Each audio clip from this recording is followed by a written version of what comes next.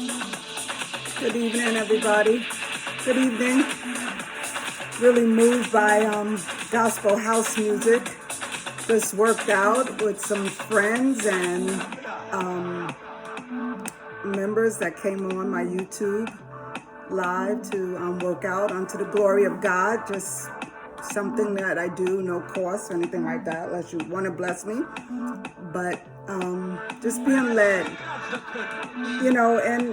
I guess that's why I want to come on here. I mean, no makeup. I don't know why my camera looks like I'm in a cloud somewhere, but these are things that sometimes would keep me from doing things that God said, oh, let me wait to have makeup on, or let me wait till the situation is right, whatever that I'm waiting for might be. But God is speaking so strongly in my spirit.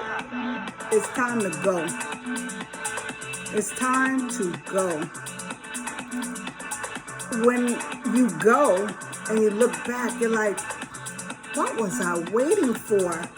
We go through all these things in our mind and try to figure things out and try to make sense of it. But when something is a God thing and you're a child of God, and my channel is generally, basically for Christians or people that are interested in Christianity or want to become a Christian, because I'm not speaking from a worldly point of view. We have a lot of channels, and we have enough channels for that. This channel is speaking from the Word of God, and it's not the same as in the world. So people in the world do not understand the things of God. It's a mystery to them. They're like, yeah, okay. So, you have to limit yourself, or, you really have to be strong if you're surrounding yourself with people that think different, because they're not going to understand you, and you trying to make them understand could bring you down. Someone once told me it's easier to pull someone down than to pull someone up. We water, we plant, and everybody has their ministry when they're trying to get people saved, or things of the God babes into maturity.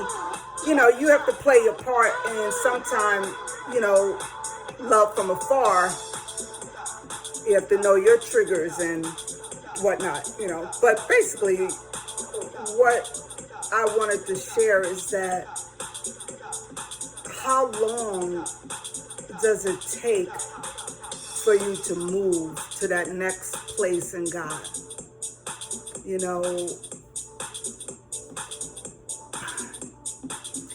Sometimes we stay so long, we stay in situations so long that you're so far from the things of God. You lose focus, you lose your way. And, you could have once had clarity, and you surround yourself with situations that begin to cloud your vision, and that generally, for me, could have been relationships. Maybe for you, it's relationships.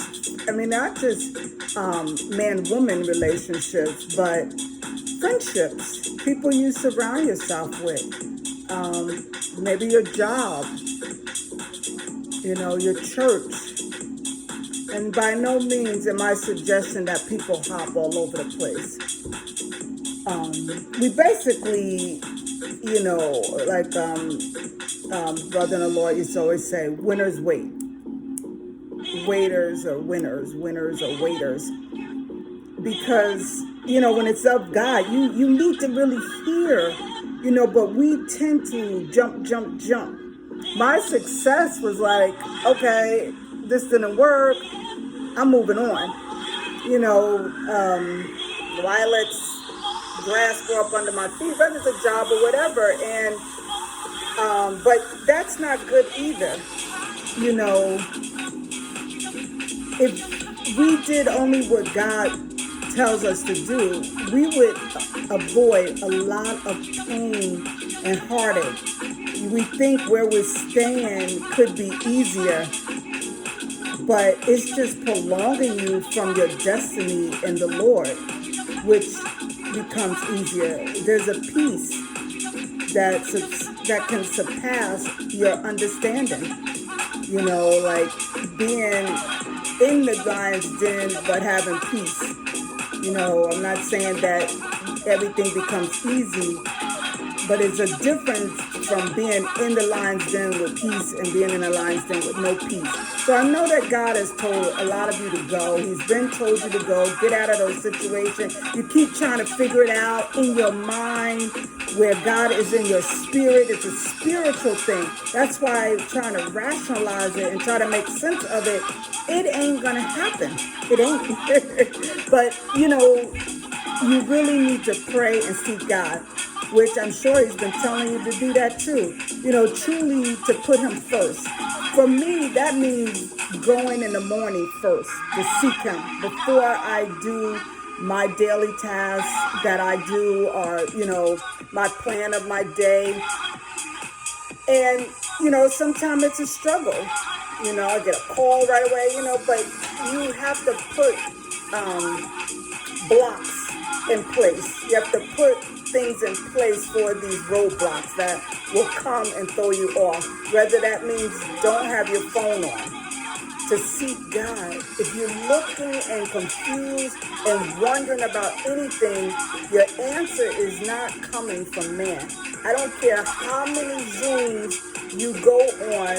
I don't care how many psychiatrists you seek, how many counselors or people you talk to. There comes a time and about particular things that you're only going to get from God. Okay, I'm not saying that any of that is bad, because it serves a purpose.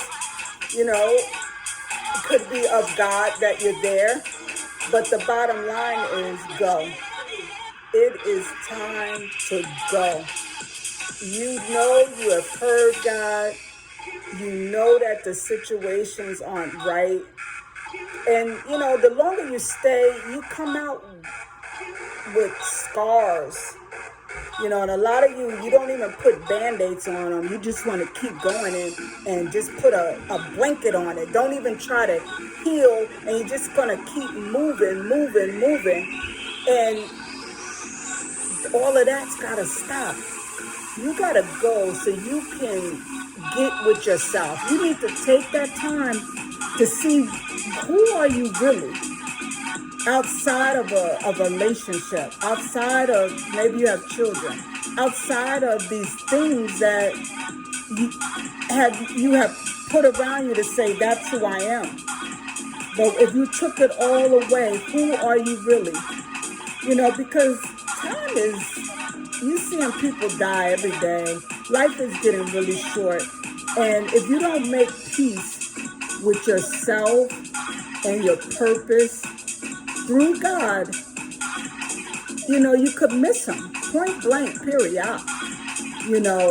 He said, come, when you really look at what he's saying, without spot or blemish. Oh, sorry, Chazzy. Put my leg out and realized the little cat was there. With spot or blemish. So that takes time to work out. Maybe about a year ago, I was like, oh, I'm good. I pray, I go to church, I love God. You don't love God? What about you? But I was like, I'm good. But my relationship in a lot of ways was foreign. A lot of us, like myself, was like it's a Santa Claus God, or when you're in trouble, or things you need, or situations about you. But to seek God for God, just for God, and then he may begin to talk to you and tell you things and give you his secrets, tell you secrets about the word that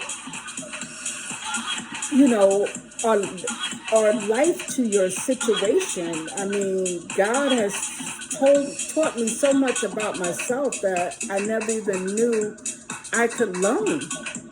didn't even know it was there. And just when you like, oh, he's like, oh, there's another thing there, you know.